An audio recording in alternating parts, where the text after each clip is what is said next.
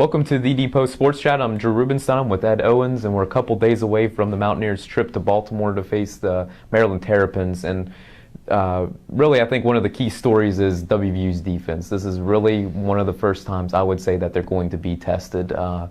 Oklahoma had a nice running game, but I don't think they've faced an offense that has a run game and a pass game like Maryland. Would you say that's an accurate statement? Yeah, you're not the only one saying it. Dana Holgorsen said it. Keith Patterson said it. I mean, I think they really are preparing this defense for a mentality that they are going to be in a battle. They really have kind of had it easy. As much as Oklahoma is Oklahoma, they really weren't when they played them. So really their experience has been a down Oklahoma team, William & Mary, and Georgia State. So no one's really brought the pressure to WVU's defense, and that's what they're bracing for this week against Maryland.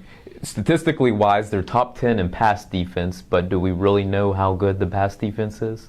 No one has been able to throw the ball, and really no one's tried to throw the ball. The run game has been so effective against WVU's defense that no one's really had to try passing the ball. I think, ready or not, Maryland will.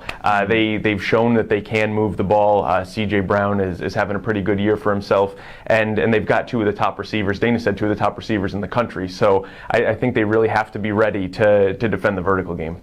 In the secondary, WVU seems confident with what they have in Ishmael Banks and Travis Bell. News came out this week that Broderick Jenkins is gone. Redshirt senior, kind of in the spring, you would have assumed that he would have been one of the two starters. How much does that impact things, especially as WVU is now getting into a stretch where it's got a potent Maryland offensive attack followed up by Oklahoma State and Baylor? Sadly, I don't think it impacts them at all.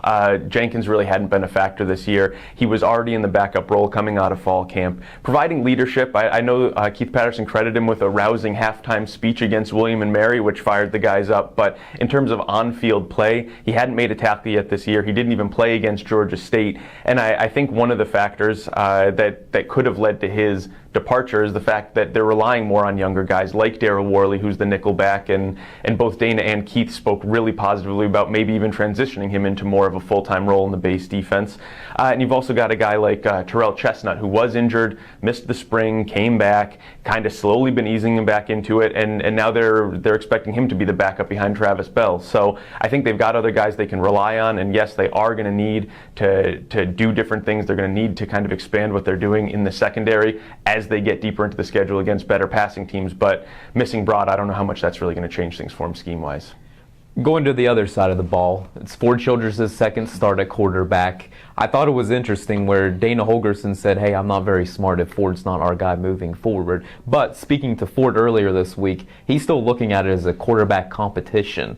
Is that wise on his part heading into Maryland? Could it be still up for grabs depending on how Saturday plays out? Absolutely. And it's something you and I have talked about. And one good game against Georgia State was one good game against Georgia State. Again, they're a down program, and while Childress performed well, I think a lot of people are kind of holding their breath and waiting to see if he can do it against a little bit of stronger competition. And I think it's a good mentality for Ford to take into the game, that he does still have a lot to prove. As long as he's not pressuring himself too much and trying to force things, going in there feeling like you do have to prove something, that you have to step up a little bit, I think is pretty healthy.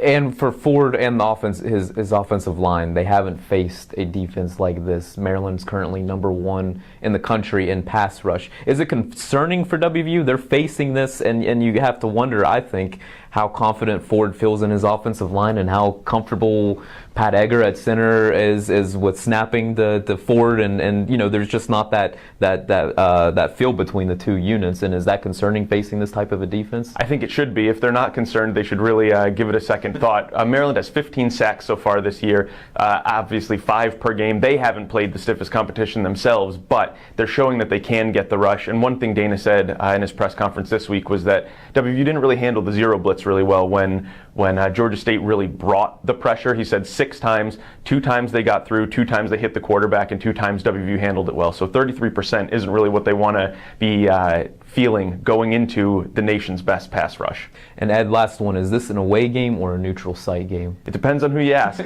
Dana said it's a neutral site. He expects a lot of WVU fans out there. They're going to be playing in Baltimore, home of the Ravens, so they're not going to be actually on Maryland's home turf. Got to expect a lot of Maryland fans there, but Dana said he expects WVU to represent pretty well.